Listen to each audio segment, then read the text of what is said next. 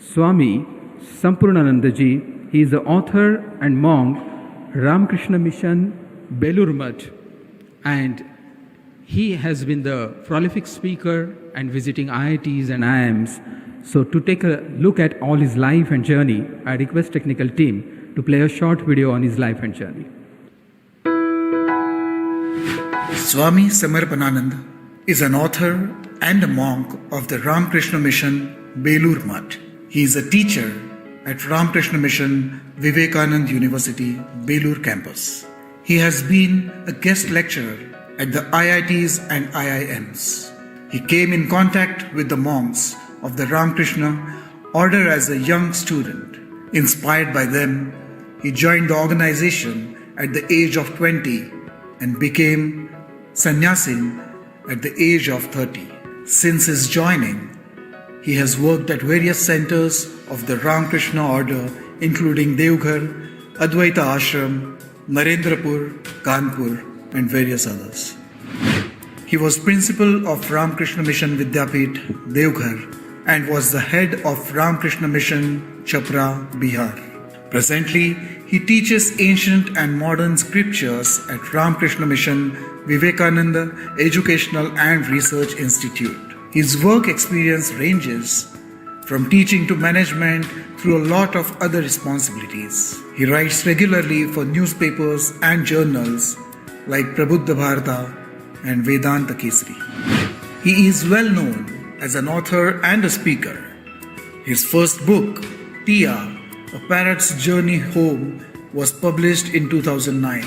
Dr. APJ Abdul Kalam highly appreciated the book and recommended it freely as one of the top 5 must-read books. Tia is a suggested read for English for class 11th and 12th under CBSE curriculum. The prime focus of his works is self-realization. Major books written by him include Tia, A Parrot's Journey Home, Param, Jungle Zen Sheru, Carving a Sky, A Perspective on Life. We warmly welcome Swami Samarpanananda. Thank you so much. Please welcome with a round of applause Swami Samarpanananda ji.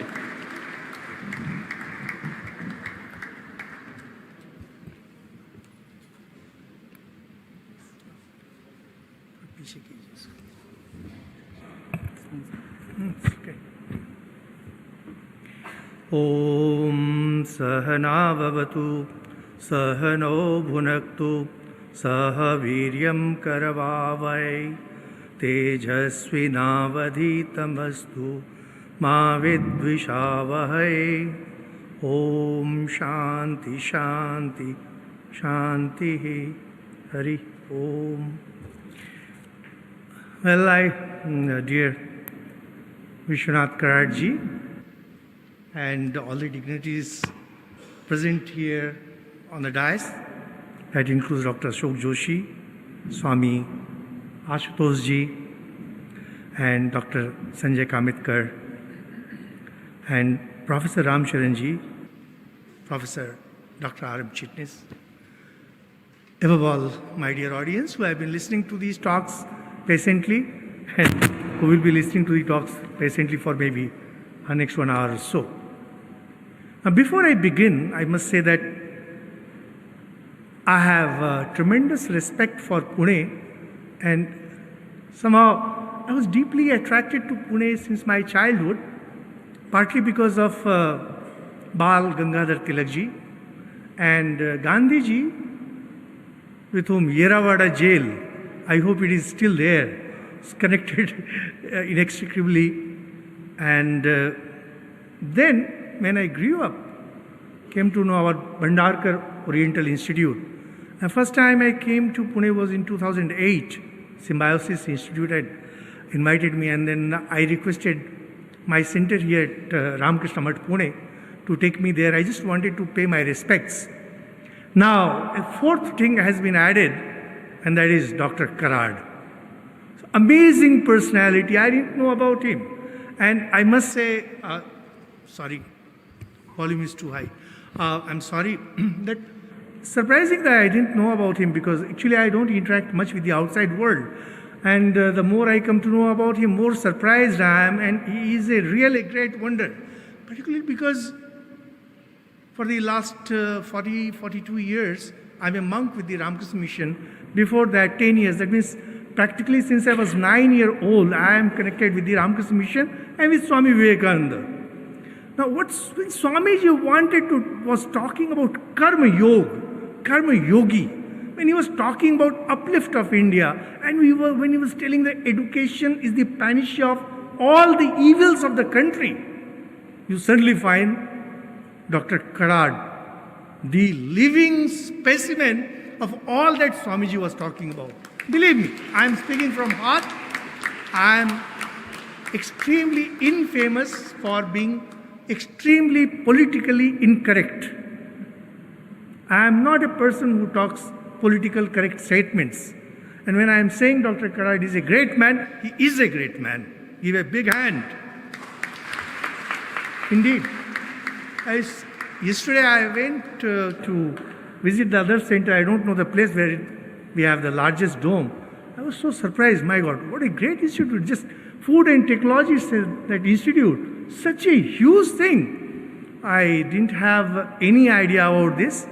And, I missed it. Now, when I was invited to talk for this 27th Sant Gyaneshwar and Sant Tukaram Endowment Lecture, so I really didn't know much about it, but I definitely felt privileged. Then my head, Srimad Swami Atma Priyanji, who himself used to be a scientist and now is a monk, is pro-chancellor of our university. So he started speaking highly of Dr. Karad, and then, that's how I got the enthusiasm and I agreed in a hurry. Now, I was asked to talk about scriptures, how scriptures give you life. Well, let me give you a very simple example, which I picked up from Dr. Sanjay Kamitkarji, when he was talking about how and why. Oh my God, 5 minutes already over. So, Swami Vivekananda, when he went to the West, he had an interaction with Robert Ingersoll, who was a crass materialist.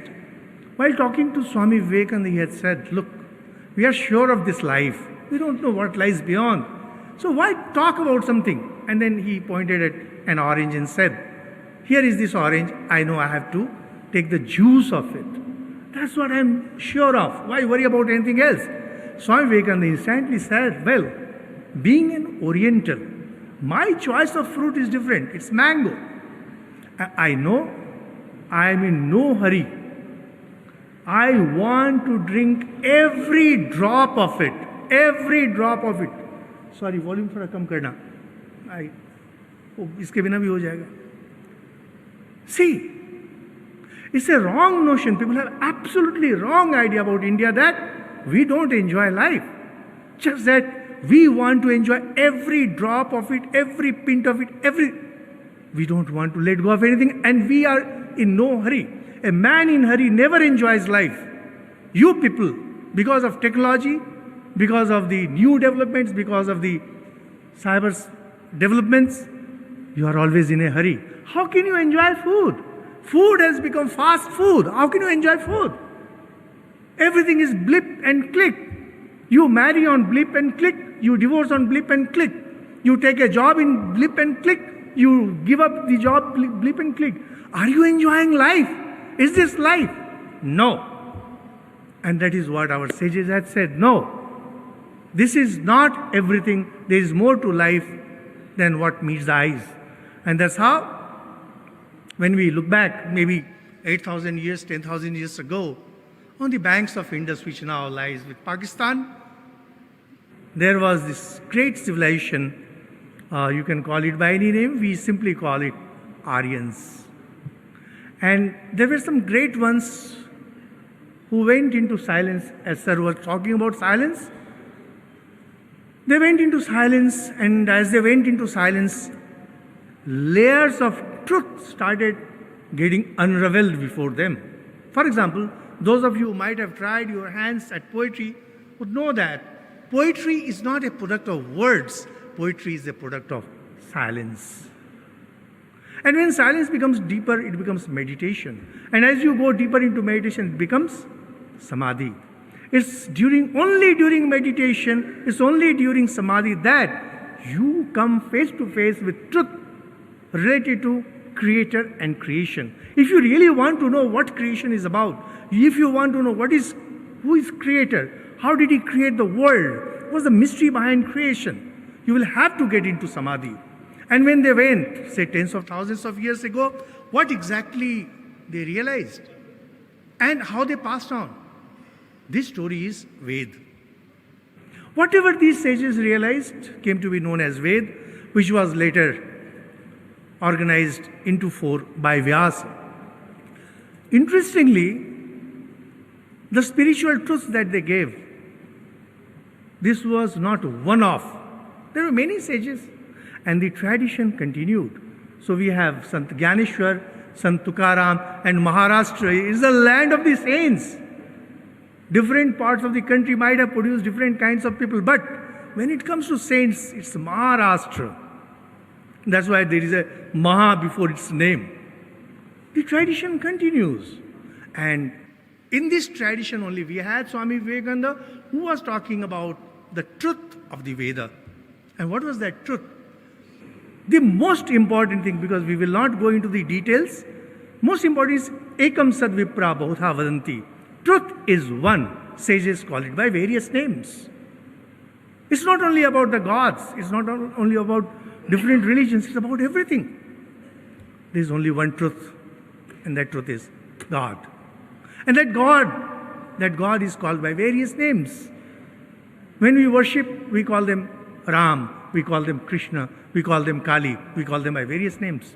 When we come down to lower level, we call them man, we call them woman, we call them child, we call them sick, we call them illiterate, we call them educated. Tvam Sri, Tvam Pumanasi, this is from Ved. Says, oh Lord, you are the female, you are the male, you are the child, you are the tottering old man. You alone have become everything. See, these truths, as I said, these are not poetry. They are not any sermon. These are fundamental truths applied in life, and you can become blessed. How? Once you know that God alone is true and you are one with it. This is what Vedanta is. You might have heard of this term Vedanta. What is Vedanta? It's the essence of the Ved. What exactly Ved want to tell? They want to say that you are divine. And the best explanation, the best definition of Vedanta as being the preacher of the divine came from Swami Vivekananda when he famously said, education is the manifestation of the perfection already in man. You are divine. Through education, your divinity gets manifested. Religion is the manifestation of the divinity. And he said, civilization, when you call a country civilized, is the divinity that's getting expressed. Not only that, he went on to say evolution. Evolution is the divinity that is already in a soul. It's the soul manifesting itself. And that's how the evolution takes place. It's all about divinity. Hindu religion is all about divinity. See, nowadays we hear a lot of criticism from different quarters. There are liberals, then there are communists. No, I don't want to name them. The thing is, they are talking about as we are the irrational people. We have these practices, that practices. What are you comparing with what? You take up your ideal and you compare with our practices. This is unfair. If you want to practice, compare your practices with my practices, compare your ideal with ideal, and let's see where you stand. I have a communist friend, a very good friend of mine. He was once talking about, we talk about equality of men. I said, we talk about the divinity of men. If you have to talk equally. Talk at the same level. Don't compare this with that. You are taking your philosophy, your ideals, and comparing with my practices, and practices of whom? Persons who are spiritually ignorant, spiritually challenged persons. That's not how comparisons are made. But what is there for me and for you? The time is so limited, I can... Anyway, so see, one of the finest Upanishads, which is part of the Ved itself, Yajurved, Shukla Yajurved, known as Ishavasyopanishad. It says, once you realize that everything is divine and you are divine, tatra ko moha ka shoka, what kind of delusion you can have? What kind of sorrow you have? Do you have sorrow? Here, dear audience, have you ever felt sad? Ever in your life? Why? Why did you feel sad?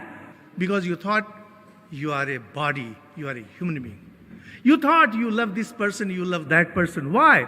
Because you forcibly limited yourself. When you forcibly limit yourself, your sufferings begin, your delusion begins, your tears roll down your cheeks. You realize that you are divine, you realize that you are one with the whole. How can there be any suffering? Because there is no two. Who can terrify you? No one can terrify you. Who can educate you? No can, because all education is, every knowledge is within you, and it famously says, Aham Brahmasmi. I am Brahman. All knowledge is within you. You are not going to achieve anything after your death. Whatever you have to achieve, you will achieve here. It says, editefd sargo. See, this religion, this sect, this belief, that belief. Either they will say that there is nothing after death, or they will say, you will go to heaven after death. You go kill some people and die, and heaven, doors of the heaven are opened for you. No, Hindu religion doesn't talk in that way. Whatever mention is there of the heaven or whatever it is just figurative. It says, editefd sargo. Whatever you want to attain, whatever you want to achieve, you have to do it here and now. Dear students, if anyone of in the audience, if we have students, please remember, you cannot leave anything for tomorrow. I love Mr. Karat because I find that he seems to be a man in a hurry. He's not a man in a hurry. He's a man who believes in here and now. Whatever has to be done here and now. Don't postpone it. Don't leave it for others. You do it.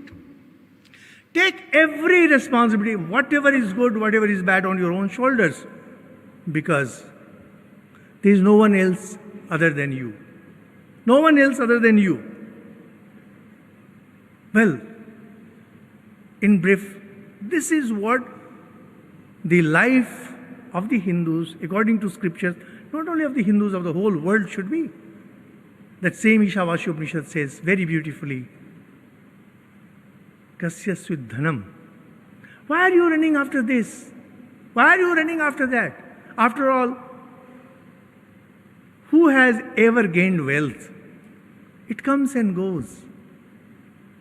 Be established in Tyaga, because God alone exists. It doesn't force any idea on you and says, if you don't want to believe it, if you cannot practice it, don't. But at least be a karma yogi. As I mentioned, Mr. Karat, he's doing a lot. Do. Serve others, because after all, they are you. It's not Hindu, Muslim, it's not India, Pakistan, they are them. Now, till they learn, you have to be careful, no doubt about it. You cannot, because you have not realized this truth, the fear of your annihilation is very much there. Now, we are not getting into that issue. The thing is, they are not your brothers. They are not your own. They are you. They are your reflection. Absolutely, there cannot be any kind of discrimination. This is what Hinduism has practiced for the last 10,000 years. This is what it will practice. It cannot change. Even if some politician, even if some thinker wants to change, he cannot change it. This is known as Brahma Vidya. Brahma Vidya. Brahman alone exists. There is nothing else. Stand on your feet. Be brave. Know that all power, all knowledge is within you, and move ahead. Dear audience, in that great tradition, like when I came here, just before the inauguration, Mr. Karat lit a mashal and we all held it. It was like a relay race. That mashal, the lamp, it was handed down to us. We carried it to some length. Now I'm getting old. Mr. Karat is getting old. And people who held it, many of them are gone. Many are getting old. The responsibility now lies on you. Dear listeners, those of you who are young, the responsibility of carrying on with this lamp lies with you. Wake up, get up, and carry this great message of the Vedas, Hinduism, and India forward. Thank you so much. Thank you so much. Standing ovation, a round of applause to Swami Samarpanananda ji. A huge round of applause. Such a huge inspiration, Swamiji. Arise, awake, and stop not till the goal is reached. Thank you. Thank you.